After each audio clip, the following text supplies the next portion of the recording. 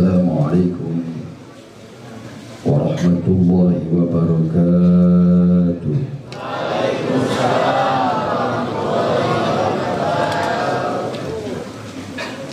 Bismillahirrahmanirrahim. Alhamdulillahi nahmaduhu ala ma manna bihi min anwaril yaqin, wa nashkuruhu ala ma asaddahu min at-tamassuki bil hablil matin. Asyhadu an la ilaha illallah wahdahu la syarika lahul malikul haqqul mubin, wa asyhadu anna Muhammadan abduhu wa rasuluhul mab'utsu rahmatan lil alamin. Allahumma fasholli wa sallim ala sayyidil mursalin sayyidina wa habibina wa syafi'ina wa qurrati a'yunina wa maulana Muhammadin wa ala alihi wa ashabihi wa azwajihi at-taharati ummahatil mu'minin, salatan wa salaman daimaini mutalazimaini ila yaumiddin. Amma ba'du, faqad qala Allah ta'ala fil Qur'anil Karim wa huwa asdaqul qailin.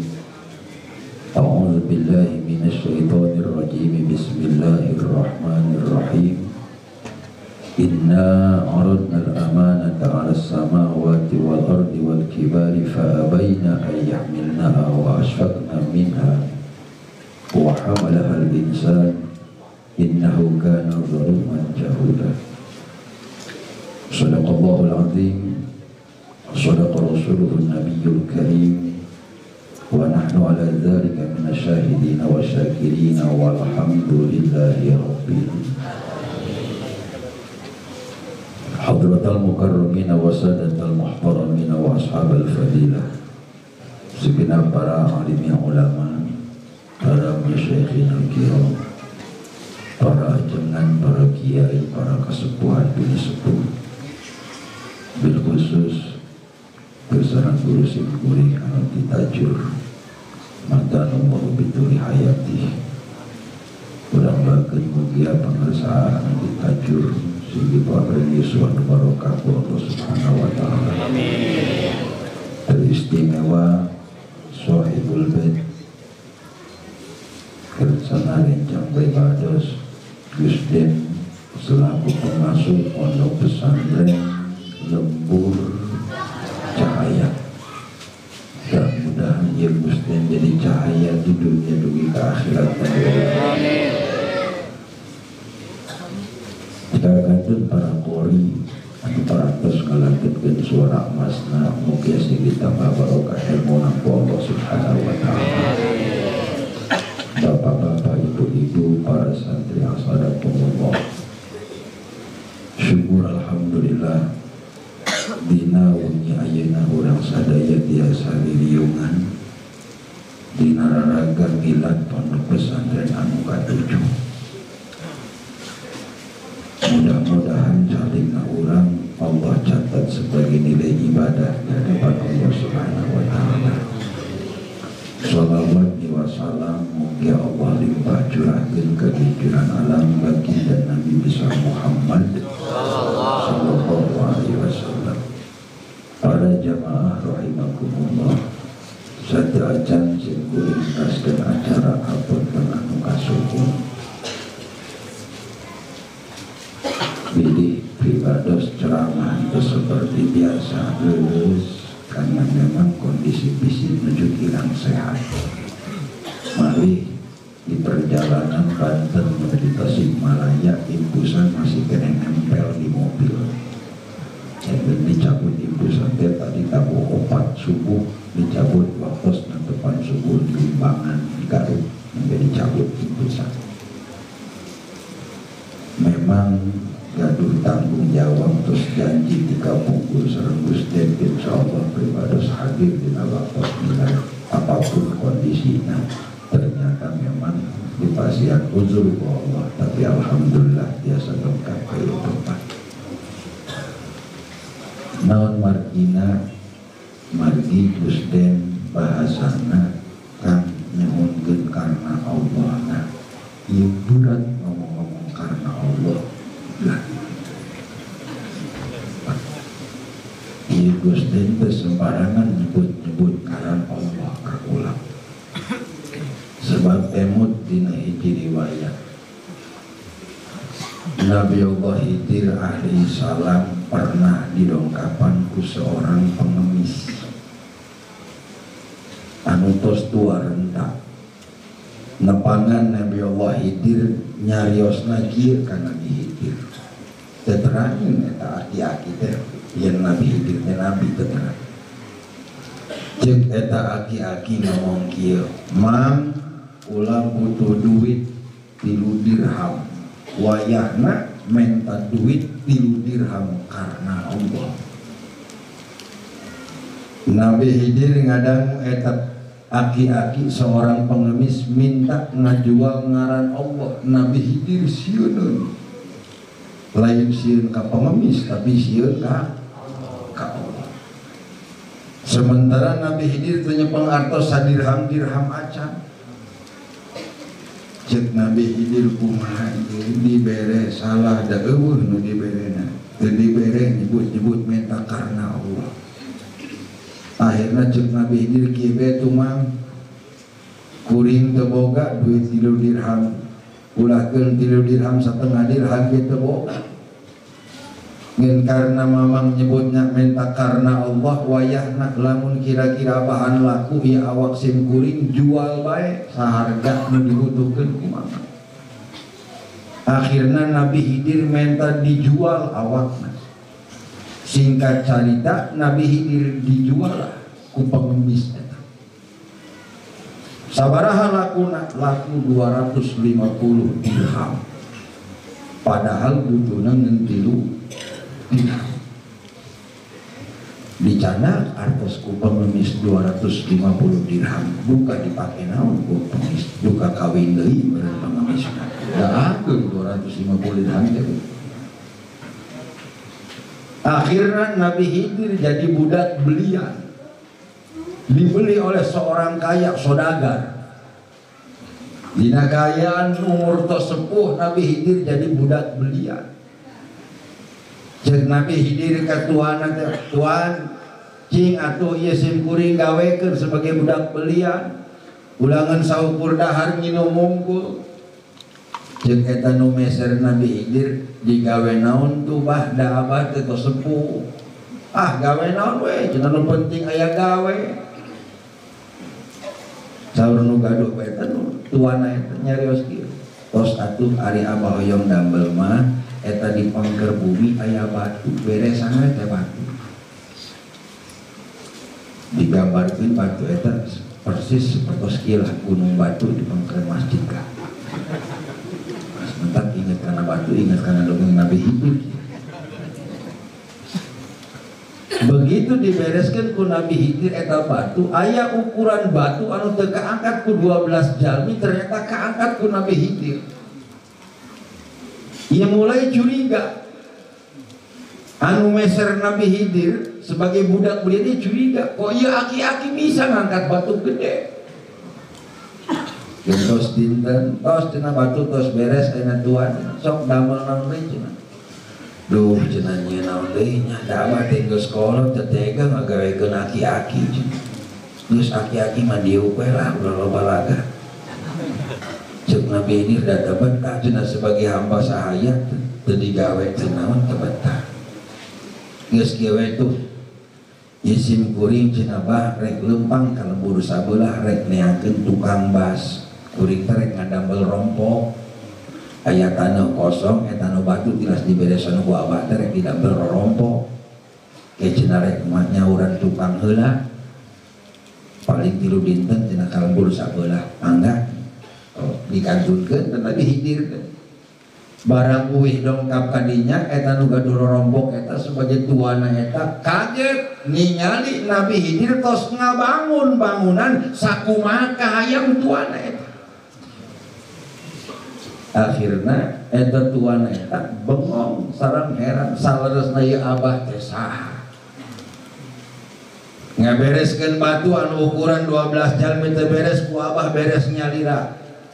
dikantunkan tilu dinten rek nyusulan tukang bas, tukang bangunan, simkuring agaduan rencana pada kana bangunan, ternyata apa terus ngebangun seperti kahayang simkuring. Adi salarasna teh abeh saha? Begitu dijelaskan bahwa anjeun teh Nabi Allah Khidir Balya bin Malkan. Kaget. Berarti eta saudagar geus ngadirikeun Nabi Allah sebagai tukang. Kaget. Akhirnya ditaros, ia bisa jadi hamba sahaya teh kumaha.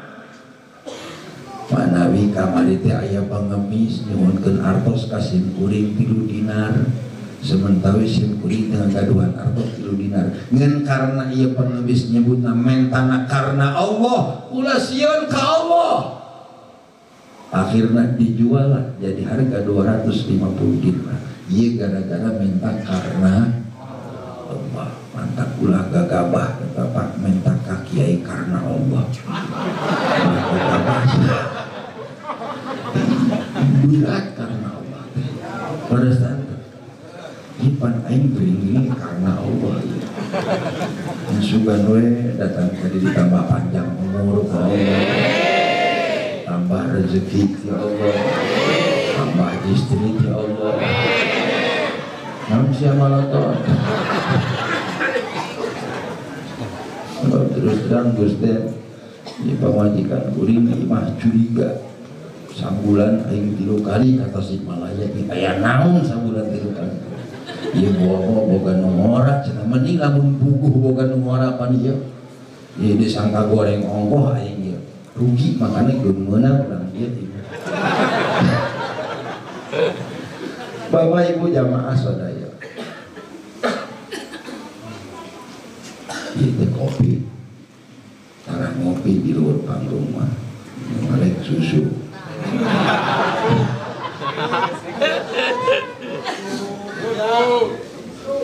Itu adil panitia hari tadi dulu nganterkeun awewe bener laki. Bapak Ibu jamaah sadaya. Dina wengi ayeuna urang kempel dina mikaeli miladna pondok pesantren Lembur Cahaya. Memang ia ada muskil khawarikul adah. Ingaran pesantren gharib. Aneh. Emang aneh kiai lagi aneh. Tong aneh, bagi lagi aneh. Pondok pesantren lahir tina ruh anu sami. Ayeuna urang bangga ningali pondok pesantren menjamur dari setiap tempat. Secara fisik bangunan pesantren banyak yang megah, tapi ruh pesantren sudah mulai kurang. Terbukti ghirah umat Islam untuk memasukkan anak ke pesantren itu jauh dibandingkan ghirah masyarakat memasukkan anaknya ke sekolah, ke pendidikan formal. Betul. Emot ungkapan Rasulullah pernah mengatakan ja'al islamu ghariban wa sayaudu ghariban. Islam datang dianggap aneh ketika masyarakat jahiliyah menyembah berhala, menyembah patekong, nyembah Lata, nyembah Uzza, anu pangerana peunang nyieun sorangan. Datang ajaran Islam dicandak ku Rasulullah, nyembah ka Allah anu datna teu katingali, dianggap aneh oleh orang-orang jahiliyah. Kata Nabi wa sayaudu ghariban, nanti Islam akan dianggap aneh, di akhirnya Islam akan dianggap aneh.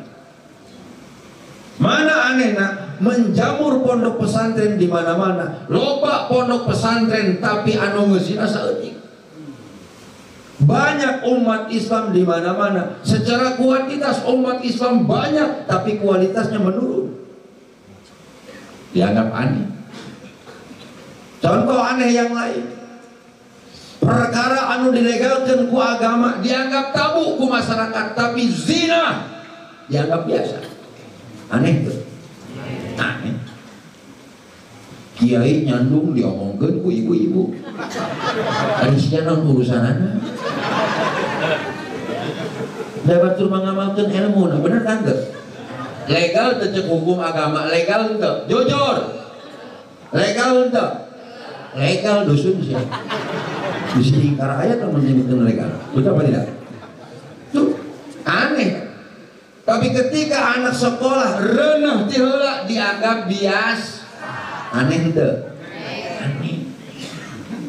Maka Rasul pernah mengatakan ja'al islamu ghariban wa sayaudu ghariban. Islam datang dianggap aneh dan akan kembali dianggap aneh. Iya aneh. Umat Islam semakin banyak tapi secara kualitas jauh. Sekarang timbul pertanyaan dari kita, limadha yata'akhirul muslimun? Kenapa umat Islam terbelakang? Kita harus akui Pak, umat Islam terbelakang. Dari berbagai aspek umat Islam jauh tertinggal. Teknologi umat Islam jauh tertinggal. Sains jauh tertinggal. Ekonomi apalagi jauh tertinggal. Nah, orang lain lewat terhaliwut naik harus BBM naik. Benar tante? La ilaha illallah. Belum sembuh umat Islam tina penyakit COVID, tambah di penyakit anu leuwih parah tina COVID. BBM naik. Sehingga demo terjadi di mana-mana. Simkuring sengaja ngambil waktu malam dan ini karena tahu agenda hari Jumat itu di Tasikmalaya akan ada demo besar-besaran. Makanya saya menghindari macet, nyampe ke sini jam 7 pagi. Karena apa? Siang pada Jumat itu akan terjadi demo besar-besaran. Demo di mana-mana, gara-gara BBM. Gak percuma demo. Gerowokan di Tasikmalaya kan ini Bu Jokowi mau sumpah. Betul ya?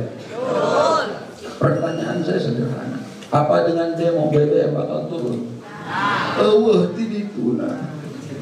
Nunggus naik mau naik turun. Ya banyak. Tidak apa-apa yang di luar mau naik turun. Masih naon mikir ke manusia.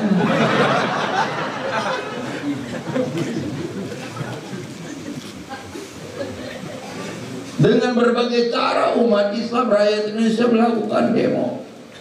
Buat saya sah-sah saja dia.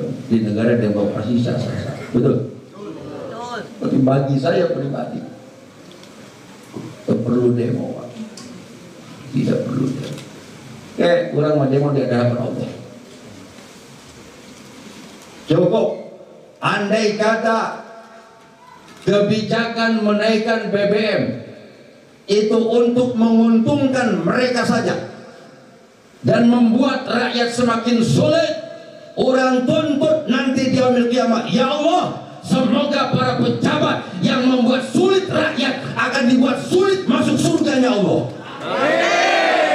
Itu siapa mona. Ya di mana rek asuh ketua DPR RI asuh enggak PR. Presiden mereka surga TR deui. Nah sahabat siapa baheula mempersulit rakyat TR deui.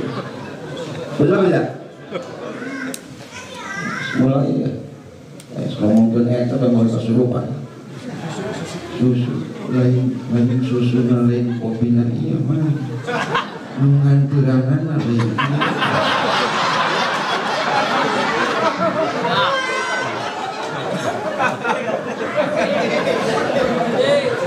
Apal kode ya sandal percaya.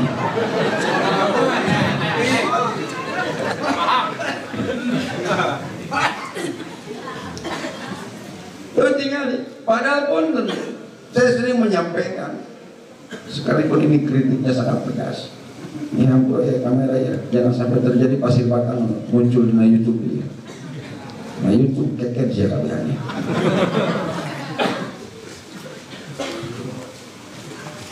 Ini sudah saya sampaikan. Kita kadang-kadang umat Islam dibikin prihatin, Pak. Kita evaluasi sebagai umat Islam, kita wajib evaluasi muhasabah nafsi. Kenapa umat Islam terbelakang? Ternyata banyak kita di umat Islam. Umat Islam terbelakang karena kitanya tidak bangga jadi umat Islam. Orang tidak bangga karena agama Islam. Ketika muncul penistaan agama, baru umat Islam berontak. Tapi kita tidak pernah mengantisipasi bagaimana cara supaya umat Islam tidak nista. Ternyata banyak kita cuma satu, umat Islam tidak bangga dengan agamanya. Saya kasih contoh. Andai kata umat Islam bangga karena agamanya, minimal umat Islam tanggung jawab sebagai umat Islam mampu menjaga sholat yang 5 waktu. Pamudana sholat, bapak-bapakna sholat, ibu-ibuna sholat. Kalau semua elemen umat Islam mampu menjaga sholat yang 5 waktu, apa yang Rasul katakan? Idza sholuhati sholat, sholuha kullu amali. Lamun sholat nangis bener, maka nulain aja bakal bener.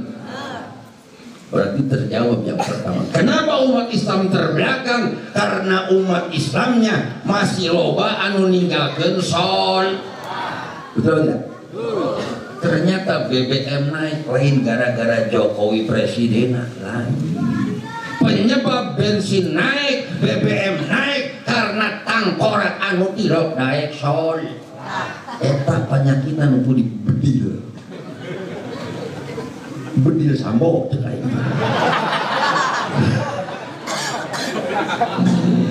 Sama-sama botak sambo. Nah, ini di Indonesia negara prank.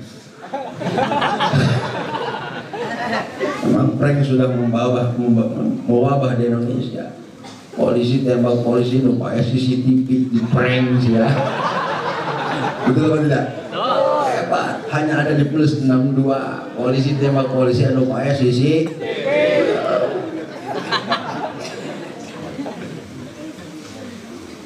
Macam-macam kiai sering di prank santri. Aing korban prank santri. Kan santri itu musim COD, bener kan tuh? Eta santri COD.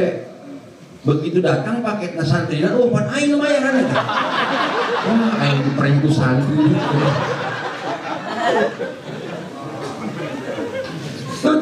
Ternyata penyakitnya umat Islam banyak yang belum melakukan sholat. Saya kasih contoh kecil, punten. Di rumah kita, coba kurang muhasabah, evaluasi, ada tidak anggota keluarga yang meninggalkan sholat? Kalau ada keluarga kita yang meninggalkan sholat, jangan salahkan Allah ketika rezeki kita dibikin seret sama Allah. Banyaknya itu. Ibu kan karena urusan sekolah luar biasa. Dari semalam cerewet magahan anak ya dong saya wengi-wengi bisi kaburangan sapon bener gitu.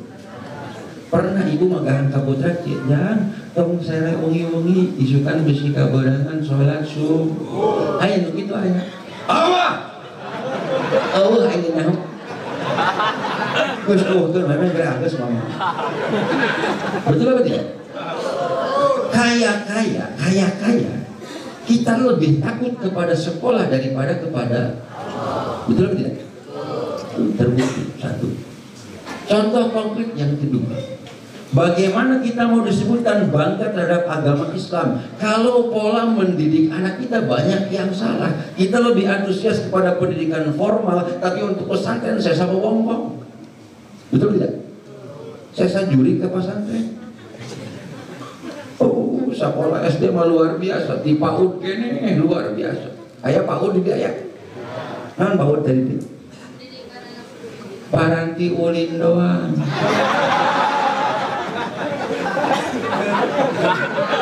Pura guru PAUD bisa kasih guru.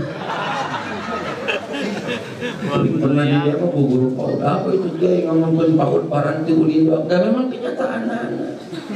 Kalau dulu PAUD itu TK, taman kanak, hari taman tempat ulin, tempat belajar, tempat ulin.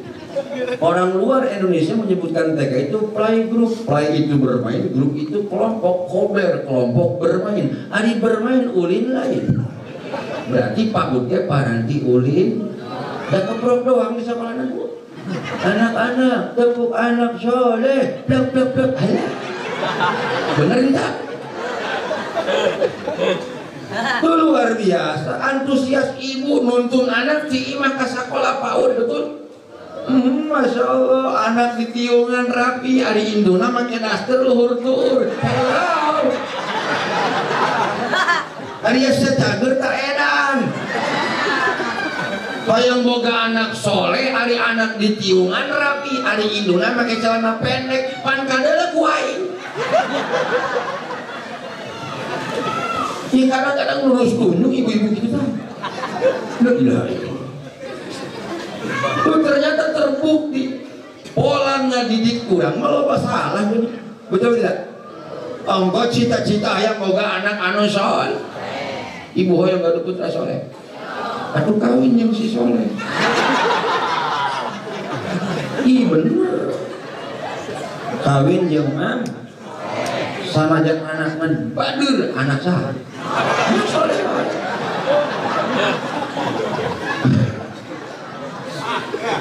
Mau pasti ganti salaki Soekarno soleh. Itu cita-cita orang hayang boga anak anu soleh. Karena kitanya tidak bangga dengan pendidikan agama Islam, betul? Masya Allah. Punten Bu. Saya sering menyampaikan, Kak Gustinnya saya tidak bangga dengan gelar saya LC. Karena mohon maaf 2003 ijazah saya bakar. Ini bukan ijazah. Belum kawin ijazah Pak. Ini hebat sekimah. Imah aing kajian, dia ngomong. Mobil aja boga, ayo ngomong. Saya lebih bangga jadi santri salafi. Kenapa? Menurut saya balai rombeng disebut, bangun di Bandung balai rombeng. Balai rombeng itu tempat mentaskan telur bebek, telur ayam. Mual ayah hayang ngendog di sopa mual ayam. Di nanon hayang ngendogna. Sayangnya goreng gak bagus.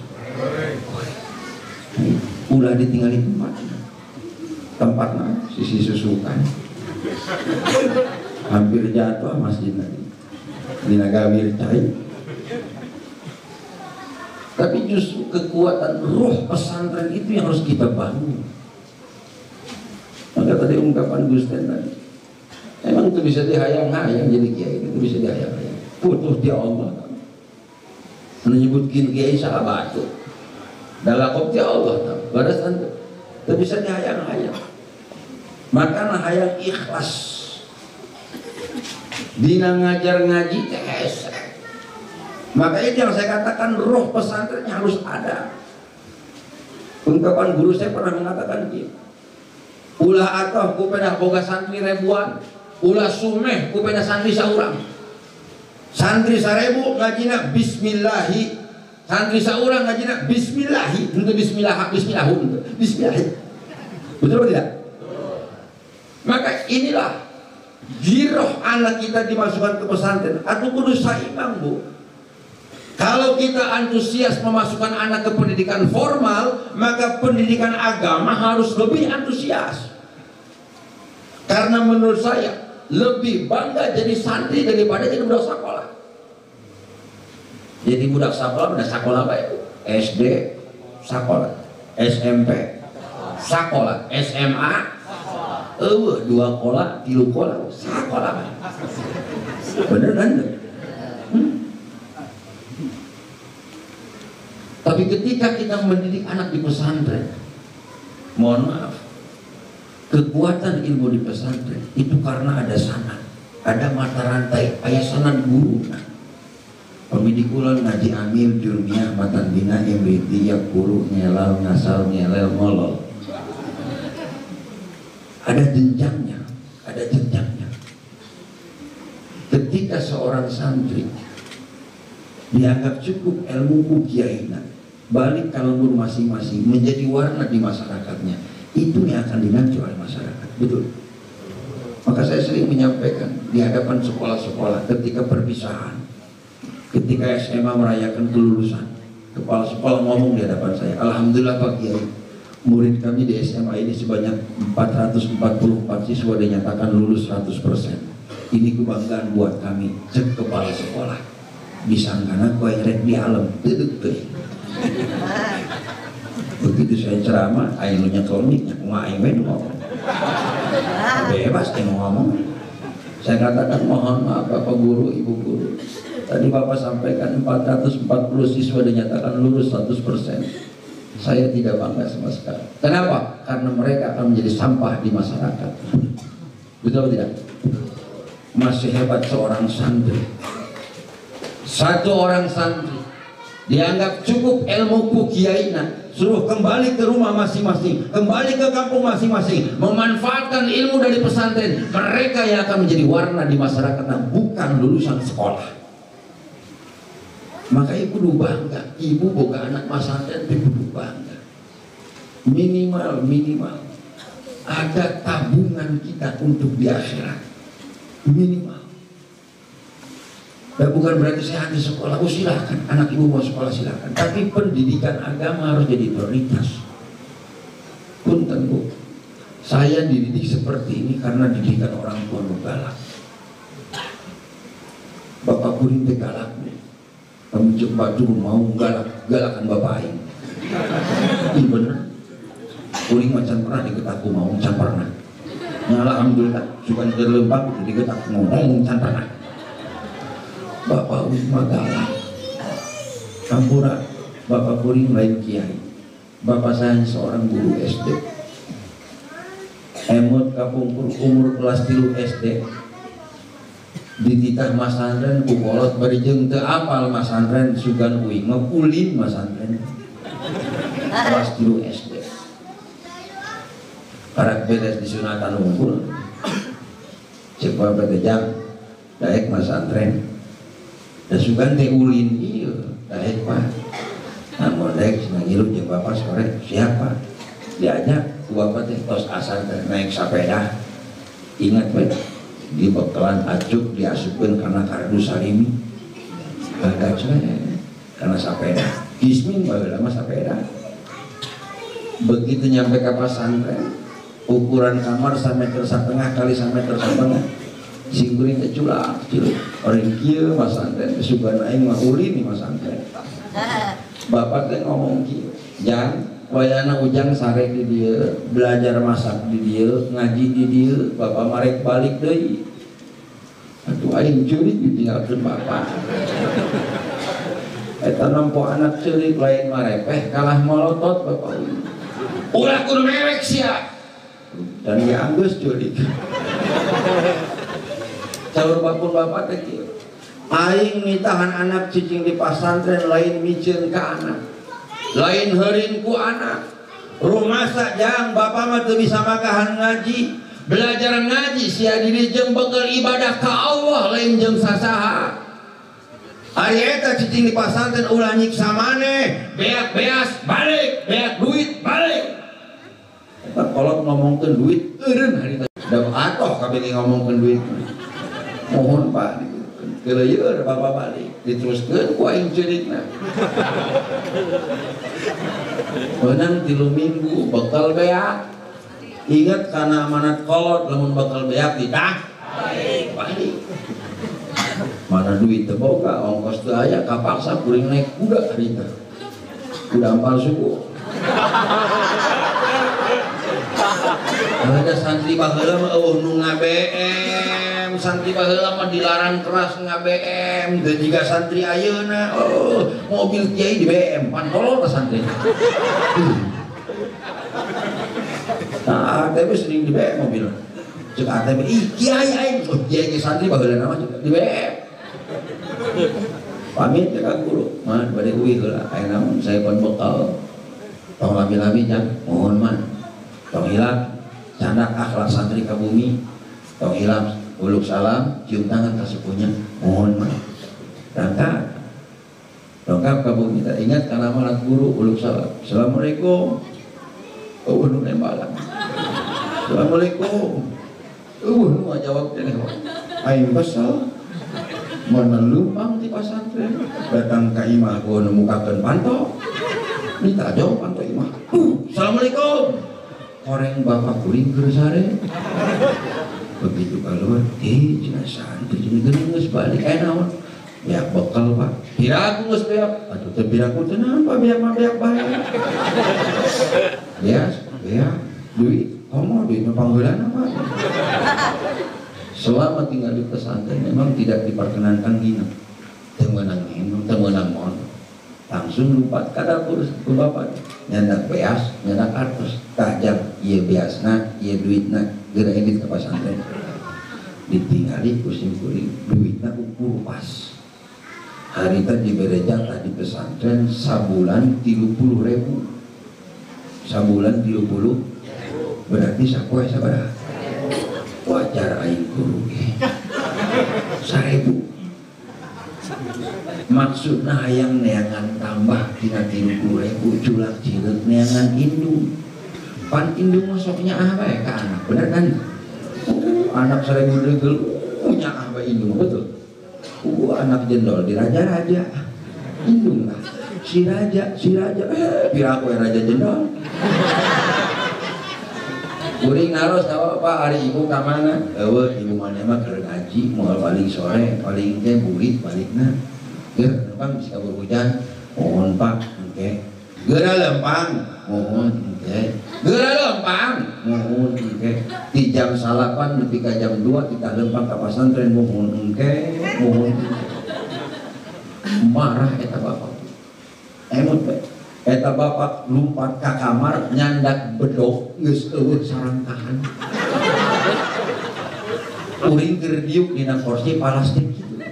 Disepak suku kursi pandai ngaguling we. Sugan teh mah eta kolot nempo budak ragag dina kursi rek dihudangkeun horeng henteu. Santeng aing ditingkak ku sukuna. Sirah dicekel ku leungeun kencana. Leungeun katuhu bapak kuringnya kelawan bedog ditempelkeun kana beung persis aing domba korban. Bayang umur SD kelas 3 geus ngalaman rek dibencit ku bapak.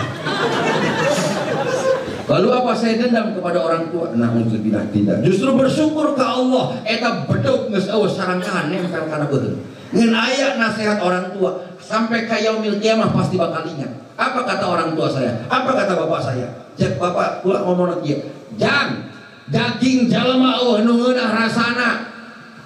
Mahalan kene daging hayam daripada daging jalma. Hargaan kene bangke hurang daripada bangke jalma. Daripada sieur dunia bodoh, teu bisa ibadah ka Allah, teu marifat ka Allah, teu bisa salat, teu bisa ngaji, jaga bakal ngagusur bapak asup ka neraka, mending kene modar tibu budak sia. Waduh, aing paeh banget. Mati sia-sia urusan. Ayeuna angkat tangan nyerah, Pak. Sanes teu mun pangga pasantren 3 minggu hayang kapanggih indung, sono hayang kapanggih indung. Mabur moal arek. Pira ayeuna? Ayeuna mabur. Eta bias poin teu dibawa. Duit anu 30.000 henteu teu dicandak. Sasalaman ge ka bapak sumpah teu sasalaman. Atuh kumaha sasalaman sia. Jaleun katuh nya kalang bola. Lamun aing ngacungkeun ieu becok nih. Dan ternyata iya pelajaran motivasi kangge urang sadaya punten Pak. Ulah anteng-anteng urang dititipan urang kali ku Allah berupa anak. Jangan anteng-anteng orang dititipan anak ketika anak kita tidak kenal kepada Allah. Anak orang teu bisa sholat, anak orang teu wau jeung Allah, maka kita akan celaka di yaumil kiamah. Nauzubillah min. Apa yang katakan Nabi? Man ra'a munkaron fi ahlihi wal yaskut fahuwa dayus. Barang siapa orang tua membiarkan anak teu salat cuek bae, anak teu ngaji sabodo bae, anak teu ka Allah, kita diam-diam saja, fahuwa dayus, maka orang tua seperti adalah dayus. Ad-dayus lan yadkhulul jannata abadan. Jalma dayus jangankan masuk surga, ngambe seungitna ge haram. Non siapa lo ngekai. Maka rugi kalau kita sampai dicelakakan nanti di yaumil kiamah gara-gara anak teu ka Allah, betul? Maka tiayeuna Pak, tong hook anak teu daek salat cekek. Paehnya deui. Bener kan teu? Mempengcan kiamat sia nyeuna anak. Karena ini perintah agama. Apa kata Rasul? Muru as-sabiyya bis-sholati idza balagha sab'a sinin. Perintahkan anak-anakmu, kata Rasul, ketika anak umur 7 tahun ajak sholat. Sholat 7 tahun. Wa idza balagha 10 sinin fadribuhu 'alaiha ay 'ala tarkiha. Ketika anak umur 10 tahun diajak sholat, teu daek sholat, gebuk. bidarbin ghairi mubarrihin, tapi dipukul tanpa harus meninggalkan bekas. Sintre, jepret, jewer, umur 10 tahun. Lebih dari 10 tahun, umur 15 tahun tidak sholat, cekik. Namun pae nyian. Ya boga anak deui, jangan sholat moal mah cekik deui.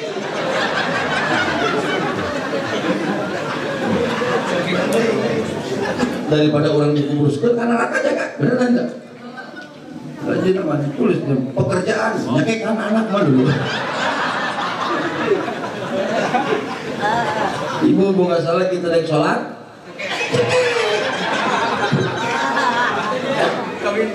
Kawin deh. Bapak-bapak, boga pemajikan naik sholat. Ukur tambah. Bahwa pemain cekek sih, mending pun aku. Cekek ongkoh jadi udah selama-lamanya kan rugi, aku bertambah juga mereka. Ukur kan yang tahu bulat. Digoreng dadakan. Tuh ternyata kuncinya satu, umat Islam banggakan agama, betul? Maka jangan salahkan ketika umat Islam tertindas, ketika umat Islam terpinggiran, karena kitanya tidak bangga. Jangan enak pikir ya, antusias umat Islam ke pendidikan pesantren itu jauh. Makanya tahun 2007 saya beserta para kiai di Banten pernah mendongkrak perda wajib takfir ke DPRD provinsi untuk membuat perda wajib tahfidz di Banten. Tujuannya apa? Kita prihatin Pak, ketika melihat pondok pesantren anu bangun layah ya walayamut, pesantren-pesantren salafi kondisinya layah ya walayamut, hidup itu Pak ya tidak ikut. Jauh dibandingkan dengan pendidikan formal yang terus disubsidi oleh negara, betul tidak? Oh, masya Allah. Yang lebih memprihatinkan ketika para kiai ngajinjing proposal eta ayo paling enak. Kiai nanti usian kitab tasnya di usian proposal. Datang ke Pemda, kameja iya, la ilaha illallah. Tapi kita tidak pernah melihat seorang kepala sekolah mengajukan proposal ke dinas pendidikan, betul? Kenapa? Karena sekolah tiap tahun anggarannya pasti datang. Anggarannya pasti. Sekolah ini bangunan fisik sekian persen, sekian ratus juta, sekian ratus juta. Pertanyaannya sederhana, kenapa negara tidak adil memperlakukan pesantren? Padahal seluruh pejabat yang ada di negara Indonesia, dari mulai presiden, bupati, gubernur, dewan, ketika rek nyalon dan pernah datang ke sekolah, pasti datangnya ke mana? Pancing goblok pokoknya. Bener aja. Pernah calon dewan datang ke sekolah PAUD, anak-anak, bapak mau nyalon, doakannya Al-Fatihah. Ayah anggota dewan datang ke PAUD, ayah. Bupati minta doa ke budak SD, ayah. Kamana datang nanti calon bupati? Kakia, kapasan, hari ini jadi siapa? Hoto, punya kawalan saya. Betul atau tidak? Padahal dalam Undang-Undang Pendidikan Nasional, Undang-Undang Pendidikan nomor 22, pendidikan formal dan non formal itu sama di mata undang-undang. Kalau anak sekolah dianggap sebagai warga negara Indonesia yang wajib pajak, maka santri pun adalah warga negara Indonesia yang taat pajak. Gembang di imah ke pesantren naik ojek bayar pajak sarua. Bener kan? Nongkrong di MCK kerengedan bayar pajak sarua. Ngomong nasi santri itu bayar pajak. Betul tidak? Kenapa undang-undangnya begitu? Makanya didorong, dibikinlah payung hukum perda wajib tahfidz. Tujuannya apa? Supaya pemerintah memberlakukan adil kepada pondok pesantren. Makanya sisi ini loba kiai anu jadi korban politik. Itu gedung di 2024. Kerek loba nu araredan. Anu tara sakieu mendekati 2004 make kiblat. Betul tidak? Kayak make sorban, doang kiai bae saingan ke jeung aing anggota dewan. Mereka sorban. Tapi yang membuat kita sedih, ini PR kita umat Islam, yang membuat kita sedih ketika seorang tahanan sudah menyandang status tersangka, kenapa mereka selalu disematkan dengan menggunakan simbol-simbol umat Islam? Ini banyak ini berviral nih, Ibu PC, Ibu PC, yang jelas-jelas dia itu orang non Muslim, betul? Orang non Muslim. Tapi ketika dipanggil sebagai tersangka datang ke Bareskrim, dia menggunakan pakaian jubah gamis hitam dengan ditutup kepala dengan kerudung, seolah-olah itu adalah umat Islam. Pelaku penusukan purnawirawan TNI ketika masuk sel, padahal orang Cina tapi menggunakan kopiah putih. Pertanyaannya, hei pemerintah, hei polisi, kenapa setiap penjahat kamu gunakan atribut umat Islam, seolah-olah umat Islam layak dijadikan sebagai penjahat? PR itu umat Islam. Kenapa setiap tersangka pasti pakai peci seolah-olah umat Islam?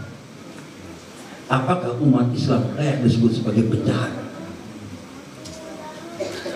Ini kudu dirubah, ini kudu dirubah.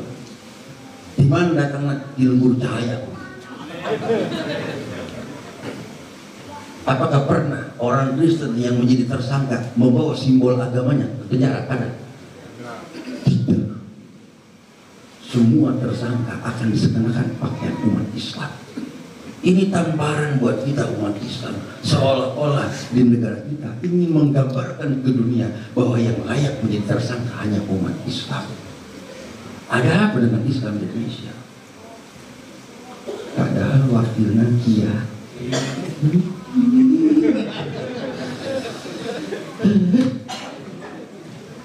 Namun sekadang yang asal rusuk aja. Ini PR buat kita. Makanya bagus umat Islam terbelakang, karena kitanya tidak bangga dengan agama Islam. Kita nggak peduli ketika seorang tersangka menggunakan pakaian umat Islam dengan tulisan tersangka, kita cuek-cuek saja. Padahal dia bukan orang Islam, tapi menggunakan atribut umat Islam. Ini tamparan buat kita. Harus ada yang berani mendorong. Coba dirubah. Kalau sini tadi mulai cocok, presidennya si Sumanto cocok. Terus kalau Sumanto mencalonkan diri tahun 2024, saya akan jadi tim suksesnya, jadi juru kampanye. Coba Sumanto, dijamin negara aman. Mulai koruptor, mulai maling, dihakkan ku Sumanto.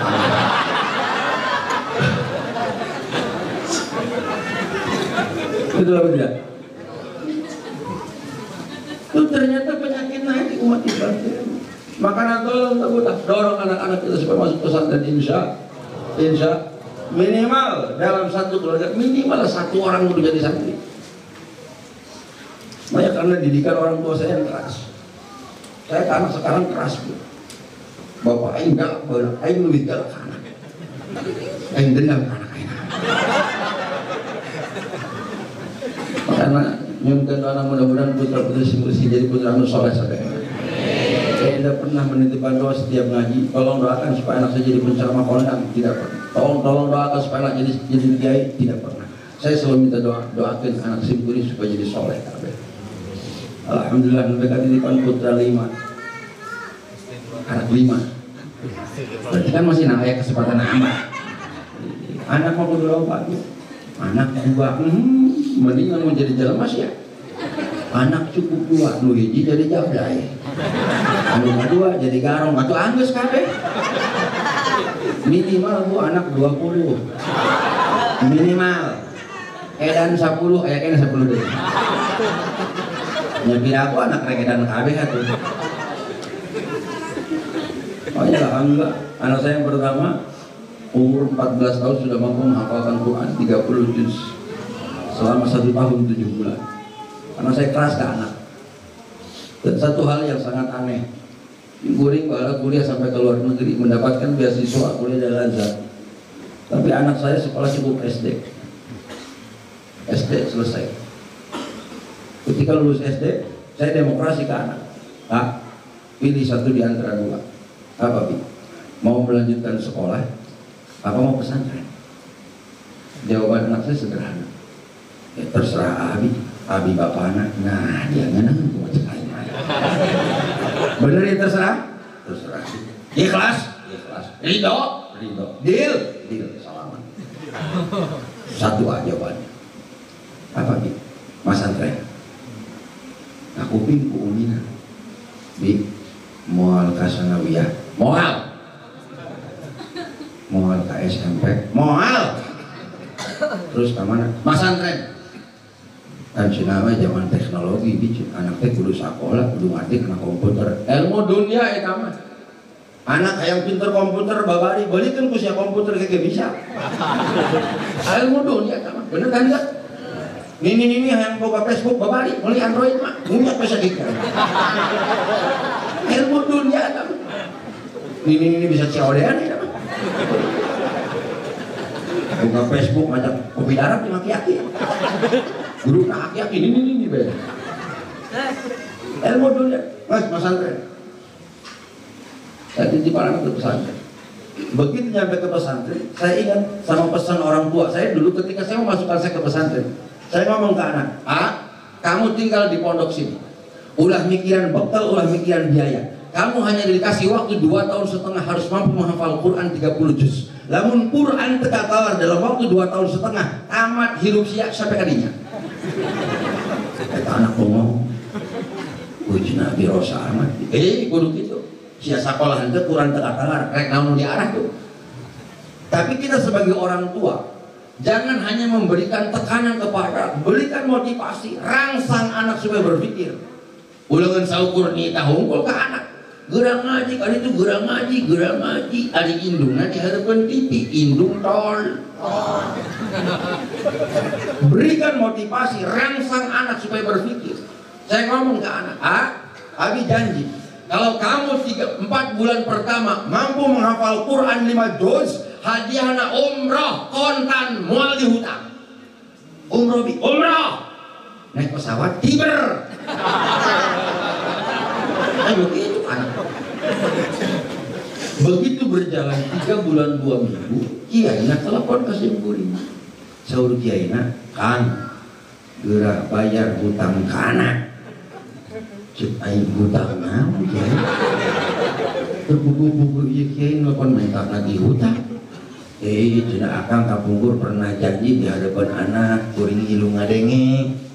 Lamun 4 bulan pertama mampu menghafal Quran 5 juz, hadiahnya umroh. Terus ternyata anak yang haji 3 bulan 2 minggu sudah mampu menghafal Quran 5 juz. Besok bakal simaan, tolong hadiri oleh orang tuanya.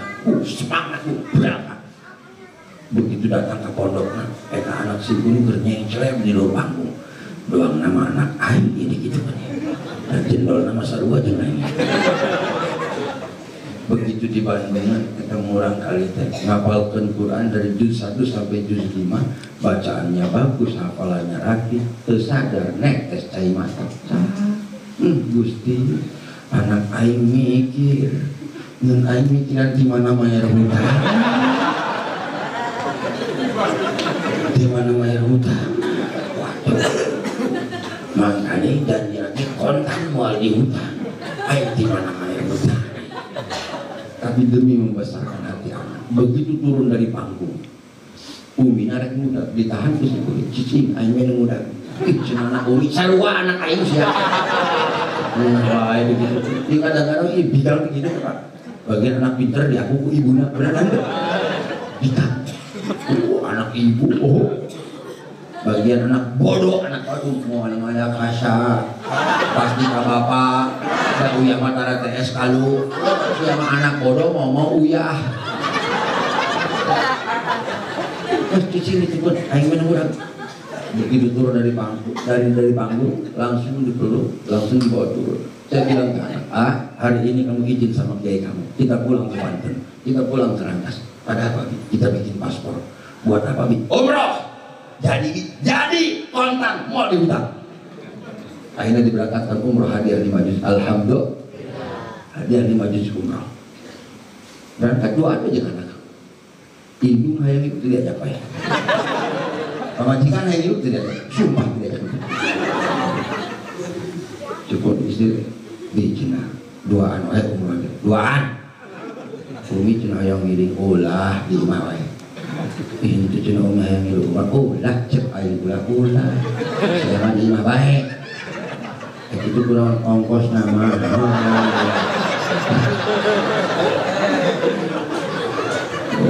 Emang dipikir ongkos ukuran mahal puluhan juta.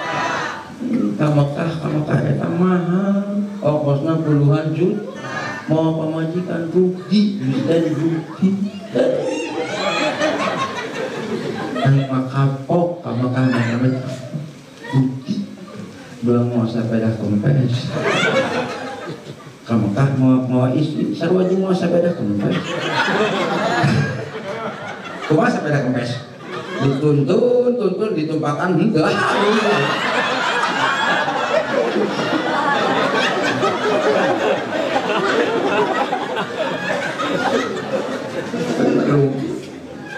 Bisa ngaheureun pramugari di pesawat.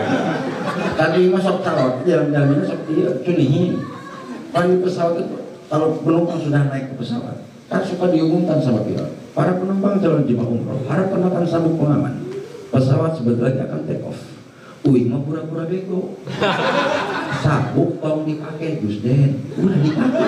Pura-pura bego. Ilmu ya. Kita tanggal 19 pakai ya. Pura-pura bego. Kan nanti diperiksa sama pramugari. Coba lihat. Diperiksa. Setiap kursi pasti dipastikan sabuk dipakai. Begitu pramugari lihat kursi saya tidak dipakai, cek pramugari, Mas, tolong sabuknya dipakai, pesawat akan take off. Dijawab, Mbak, saya mah orang kampung, nggak bisa pakainya, takut rusak. Bagus. Paniknya dibantuan.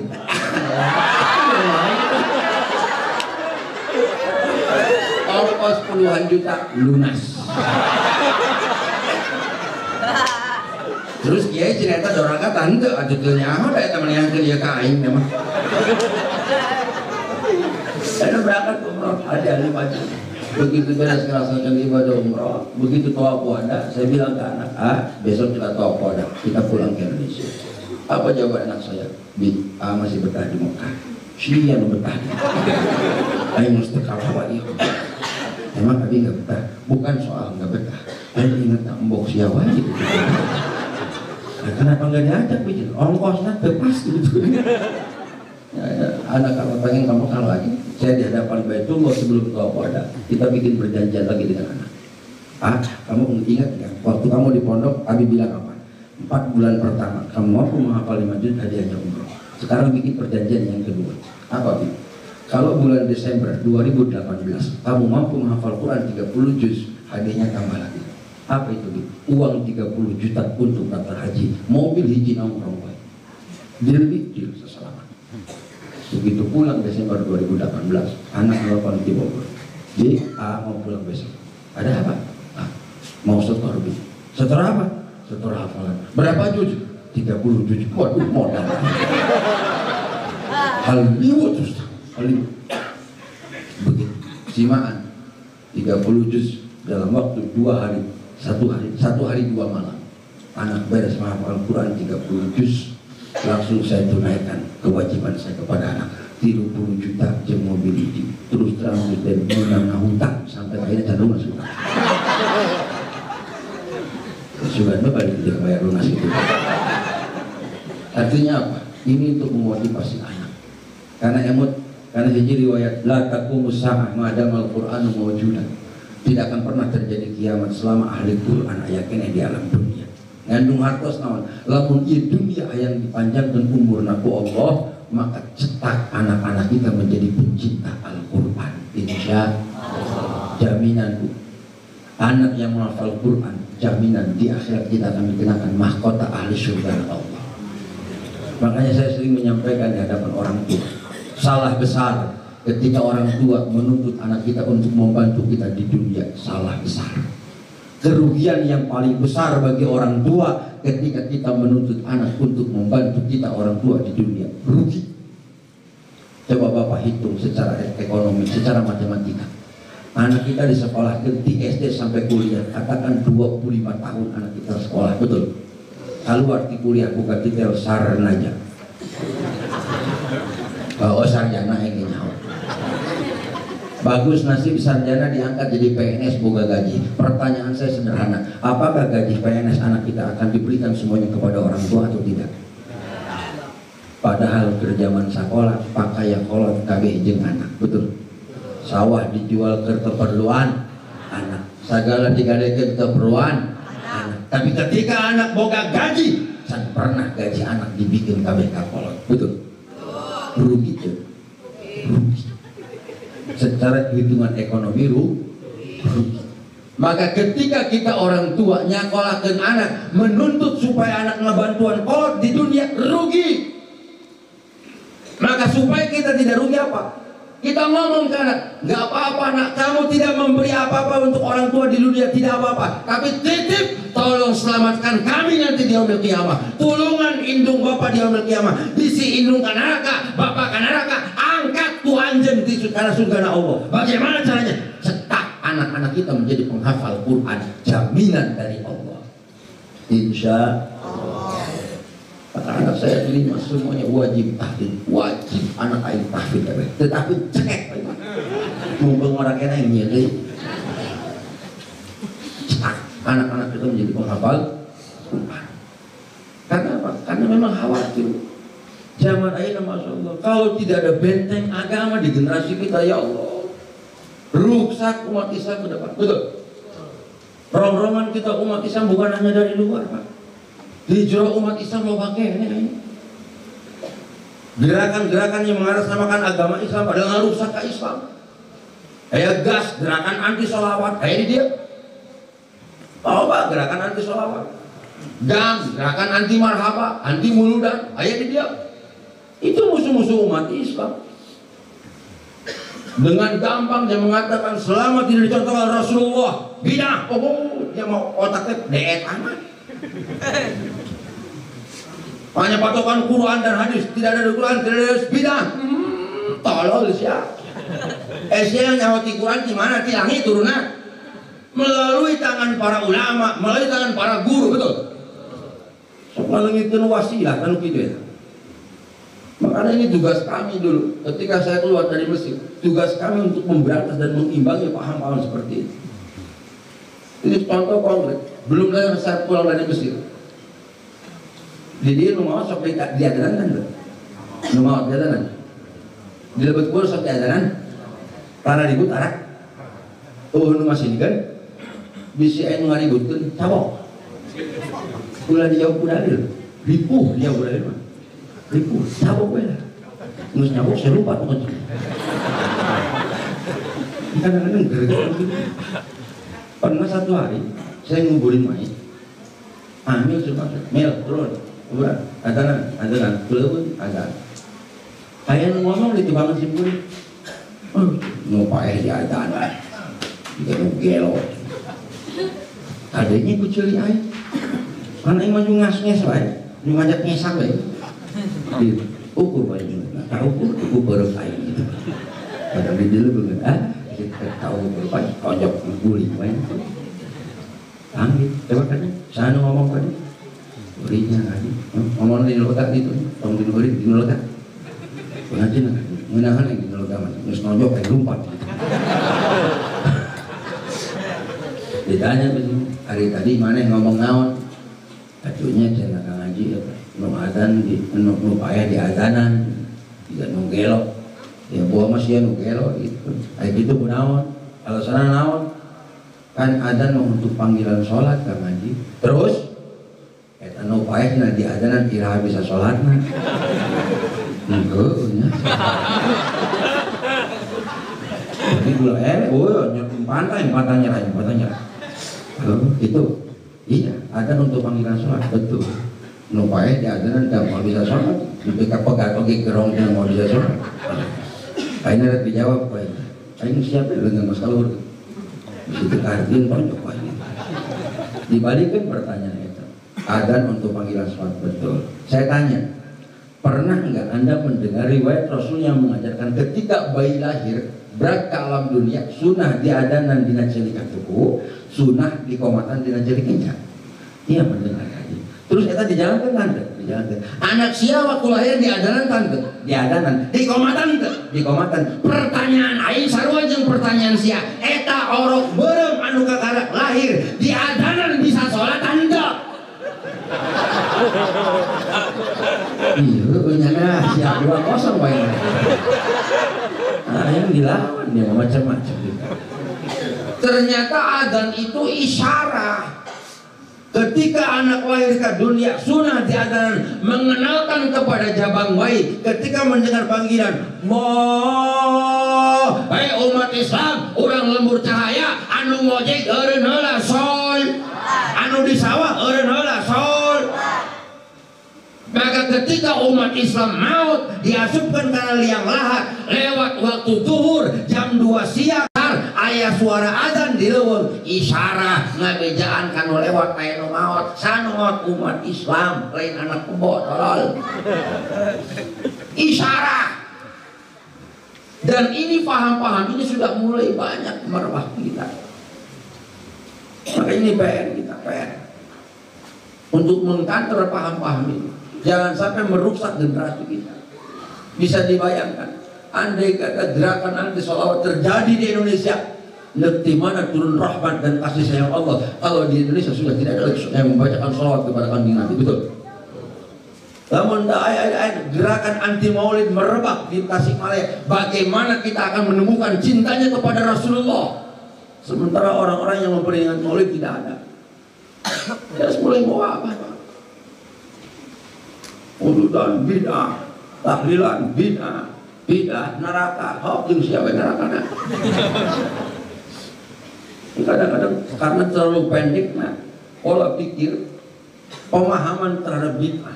Setiap anu di zaman Rasul bid'ah, setiap bid'ah neraka. Ini terlalu dangkal.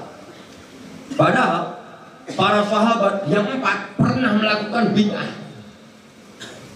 Maka Imam Izzuddin bin Abdus Salam membagi bid'ah itu kepada 5 kategori. Bid'ah wajib, bid'ah sunnah, bid'ah mubah. Mana bid'ah wajib? Contohnya pembukuan Al-Quran tidak pernah dilakukan di zaman Rasulullah seperti mushaf zaman sekarang. Dulu Al-Quran hanya disimpan di hafalan, di otak-otak para penghafal Quran. Ketika terjadi perang sifil, 60 hufad, 60 para penghafal Quran wafat. Muncullah gagasan dari Sayyidina Umar. Ketika khalifahnya Abu Bakar, kalau penghafal Quran dibiarkan, mereka akan meninggalkan alam dunia. Bagaimana nasib Quran ke depan? Quran akan hilang di muka dunia. Lakukan gerakan Abu Bakar. Kata Abu Bakar, apa Umar? Kumpulkan para penghafal Quran, samakan manuskripnya, samakan tulisan-tulisannya yang direkam sama Zaid bin Sabit.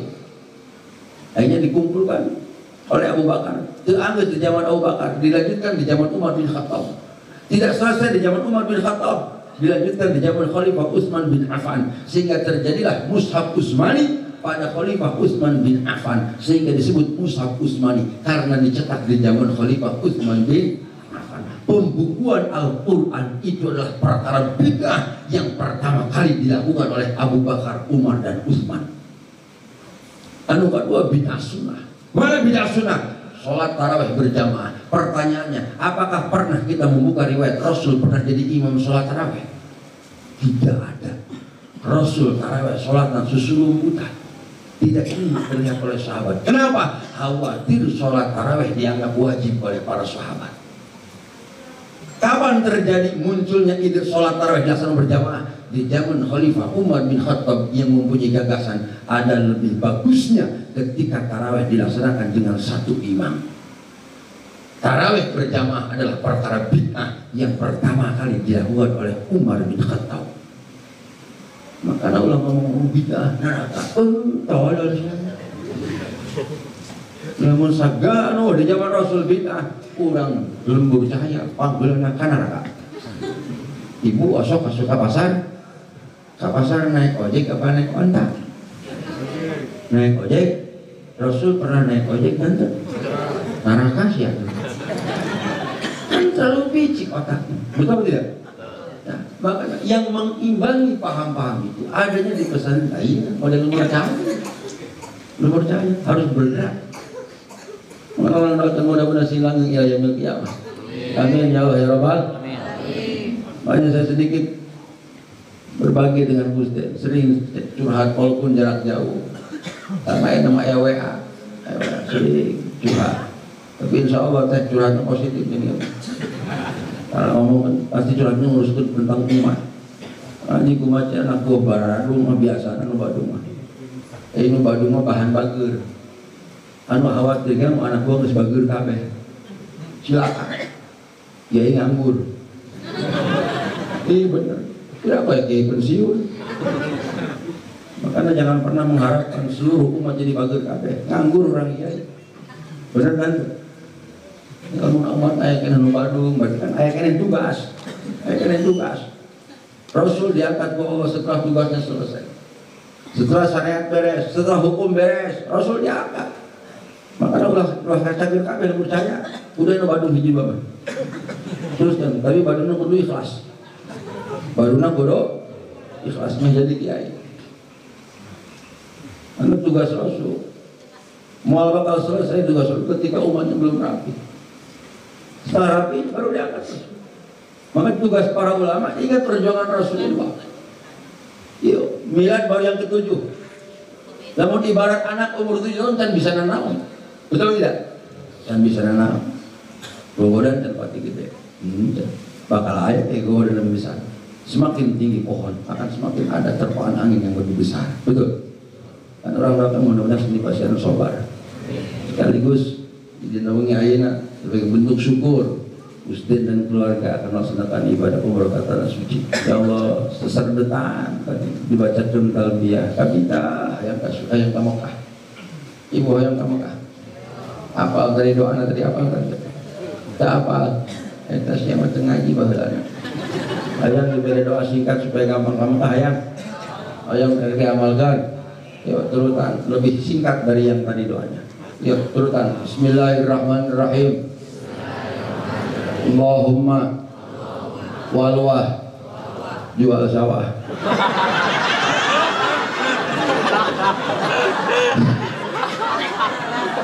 Nah, yang salah makahan gitu. Lamun hayang gancang pamekah jual sawah. Bener tak salah? Itu salah tenang jual sawah.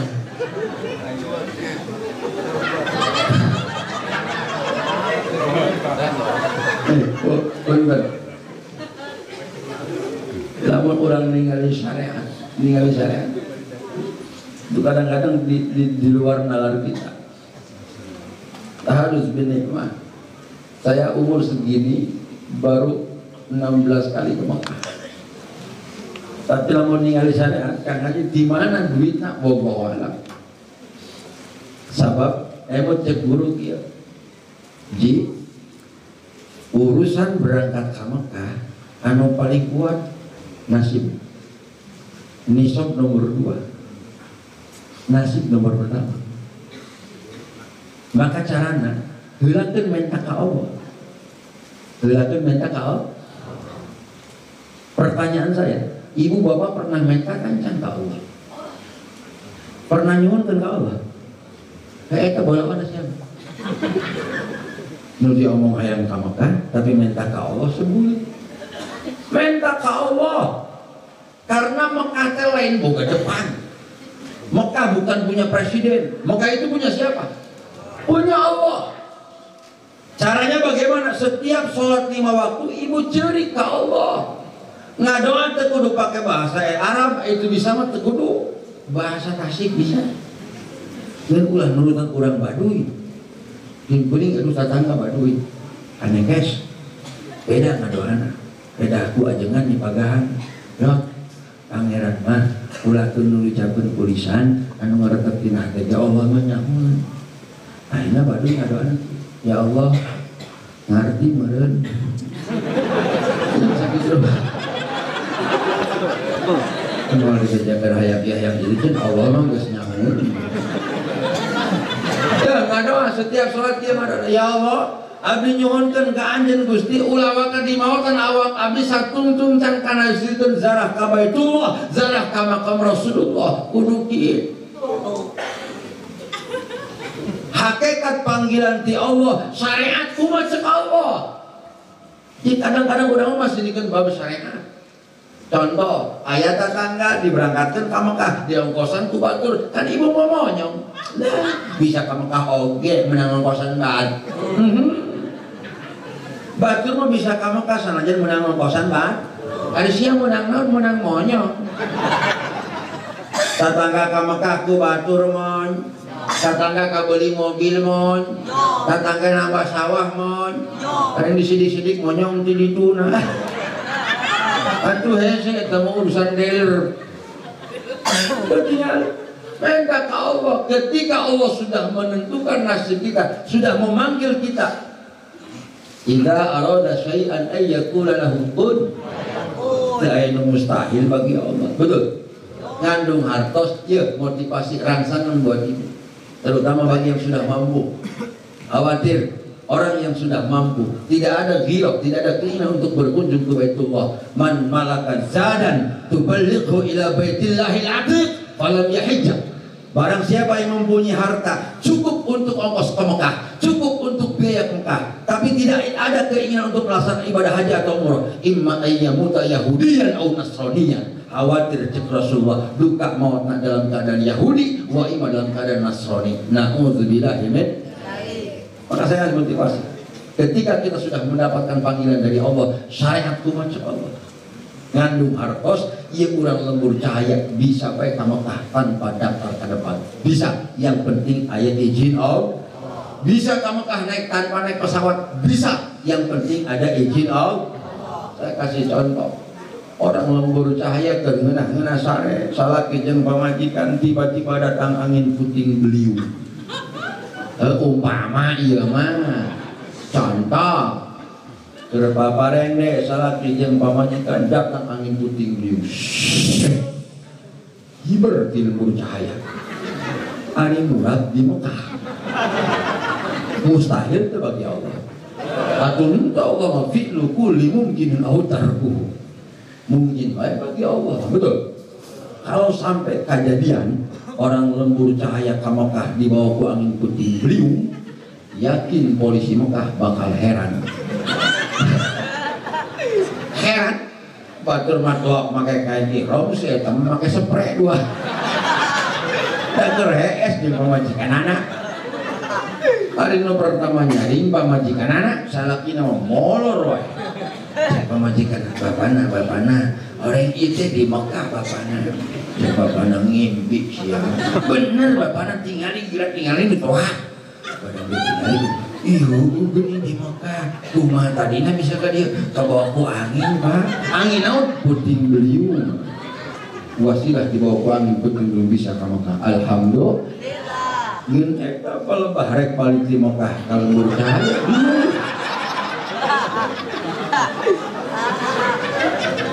rek milu karomongan Gus Denda eueuh pasporna boro-boro nyin paspor ka Mekah mau spray unggul akhirna sedeulik pamajikan adi muka isreuk kumaya Pak bisa ka Mekah tuh bisa balik ka lembur cahaya mana ingat anak nu urusan cek salakina geus dasar si awewe leweh geus cicipan ieu ceuk ajengan ge Mekah mah makom ijabah ke aing ngadoa sia nu ngaminan mun Pak nah nanti Bapak itu ngadoa salakina cek salakina ya Allah cek pamajikan amin engke insan cek salakina ya Allah alhamdulillah wasilah dikirim ku angin puting beliung bisa ke Mekah ya Allah ada sareng istri koyahna Gusti kirimkeun di angin kamari Gusti dikirimkeun di angin puting beliung hiber di Mekah ari murah di Bandung jauh dulu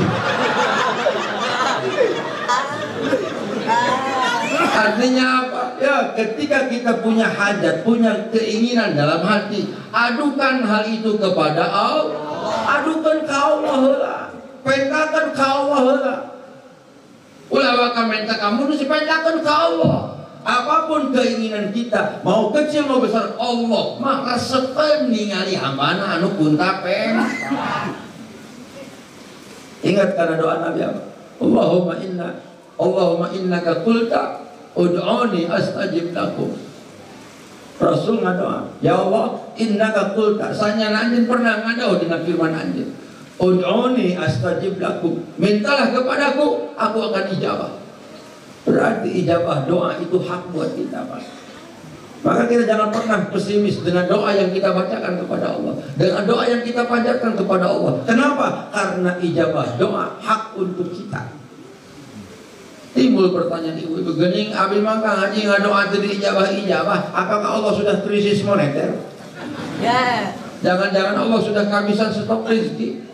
Ngadoa dipoting meber-meber ngadoa ka Allah, gening teu ijabah bae. Panceuna tadi hak ijabah teh hak pikeun urang, gening doa ibu mah tidak ijabah, berarti ibu tidak mendapatkan hak dari Allah. Punten Bu, jangan dulu kita menyalahkan Allah. Saya kasih tamsil begini. Ketika ibu di Lembur Cahaya ikut arisan, arisan, kita punya kewajiban tidak dalam arisan? Punya kewajiban. Apa kewajiban ibu? Membayar setiap bulan, betul. Namun ayah anggota arisan daftar ongkos tapi teu ngilu mayar. Kira-kira eta ngaranna kaluar moal ketika dikocok. Nah, sama Bu.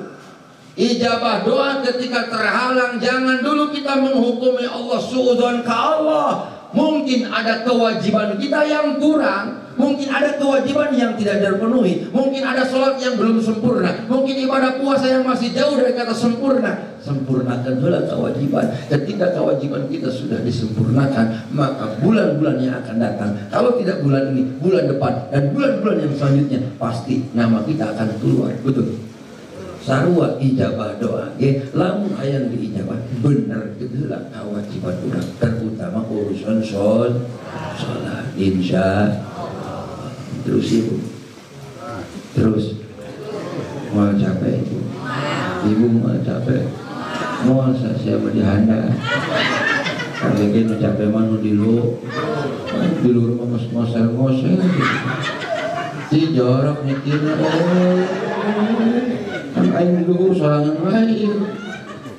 Setelah mudah-mudahan apa yang tadi kita bacakan, anu diaminan doaku para jamaah, mudah-mudahan jadi wasilah kita diberikan nasib untuk berkunjung ke Allah.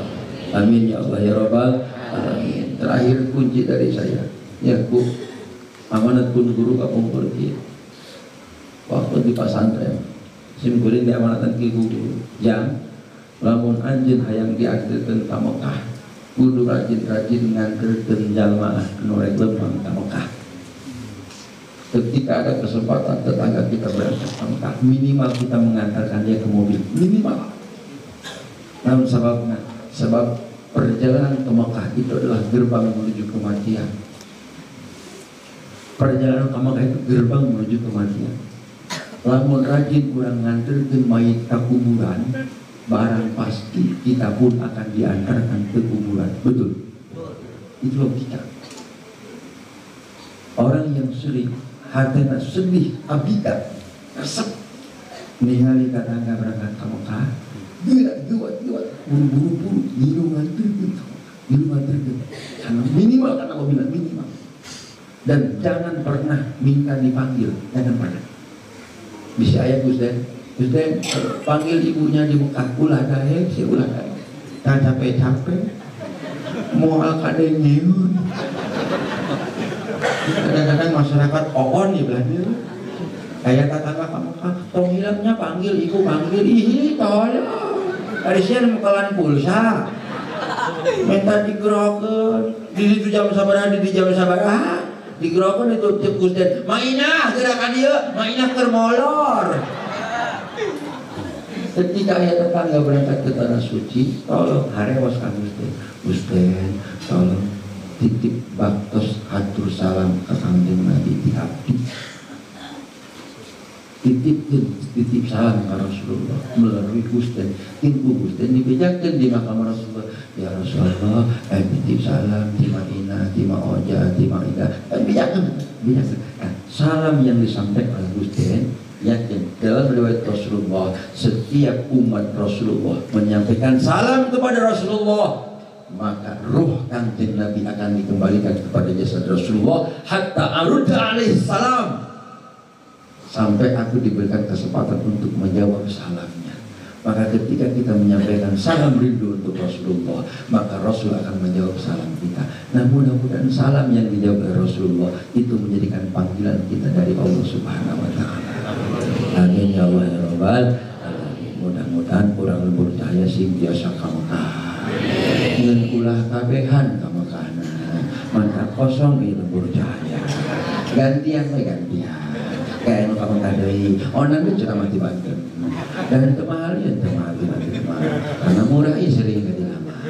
Mudah-mudahan pertemuan orang manfaatnya anu rasulullah Allah Subhanahu wa Ta'ala. Hapunten santuri mereka sangat deui sakawitna jadwal anjing teh kada angkat ka Kediri atuh Burjo karena kesehatan memang tidak memungkinkan. Akhirnya acara di Burjo dibatalkan. Tadi siang dibatalkan karena fisik dietang di Google Map Tasikmalaya Kediri itu sekitar 12 jam. Dan ngaros ke supir siap, akhirnya itu siap. Mesti payah di jalan itu sekarang. Mesti kacang kabur ngaji nggak payah pan, di situ sahih doang. Hari ini nggak ngaji nggak gitu payah yang siap payah sahih dia, dan nggak ngaji gitu. Tentu berusaha mulai ngaji mau kondangan apa dia ngaji gitu. Makanya video anak beri panggil ungi anak beratas, WD Kabanten. Insya Allah mana wilayah umur panjang, nanti ketemu lagi di tanggal 11 November Katasik tiba murah ya Katasik ya 12 November 11 November saya ada jadwal di Tasik lupa di Lenggonon Canapal sekarang mah gaya kayak Gus Den mah gayanya. Mudah-mudahan ini pas yang umur panjang barokah Allah sakit itu